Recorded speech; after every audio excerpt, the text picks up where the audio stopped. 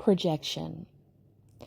Sometimes men don't seem to understand why women say a lot of what men say seems to be projection. You accuse women of doing something when actually it's you who's doing that thing. And a recent example is the Shannon Sharp settlement. So I'm not really a person that's into, sports as far as a viewer of it. I played it when I was in high school, a little bit in college, but I didn't view it very much. But of course, when something becomes widespread news, I follow it sometimes. I'll watch and see what's happening. And one of the things that I posted about many, many times is that I don't like when age gap relationships seem to be predatory, when the person is going after someone barely legal and they're in their 40s and 50s and there's like a 30-year age gap, because generally speaking, that person who's older has so much more experience, so much more access to resources.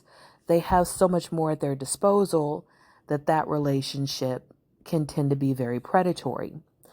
And so I've spoken on that and posted on that many, many times. So in this case, it seems to be that there was an element of that.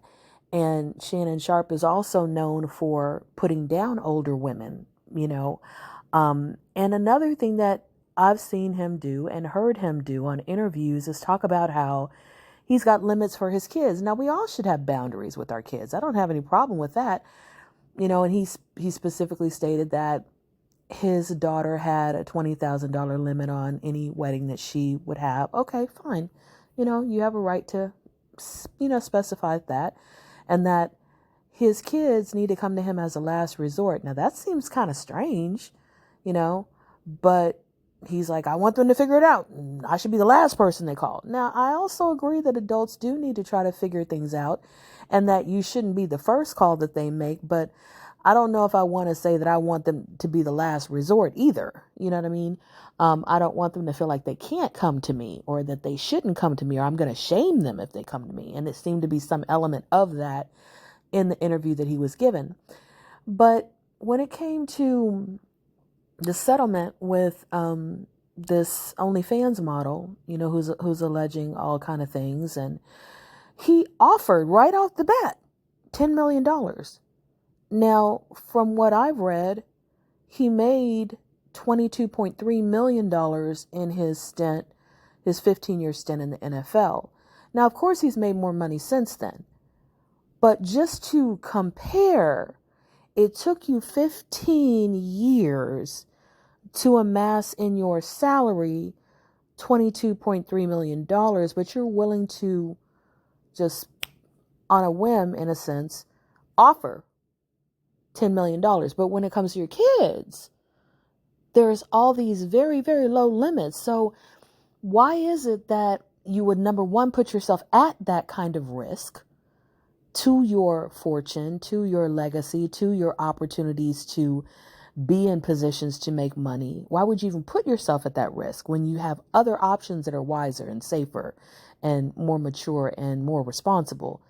And then why would your flamboyance monetarily be so extravagant versus the very limited amount that you are willing to invest in your children? And this is kind of what I think some women are talking about when they talk about projection. Men accuse women all the time of wanting to get money and it's all going on them and none of it's going to the kids. But they don't see that even the average guy does that a lot. When he gets a raise, when he gets a bonus, a lot of that money goes on him. And he's not worried about those kids. You know what I'm saying? He's not worried about his children. He's not putting anything aside for them. And when it comes to engaging in lustful pursuits, there are men who go to the strip club and they have no limit on what they're spending. They will spend their last. They will spend their bill money.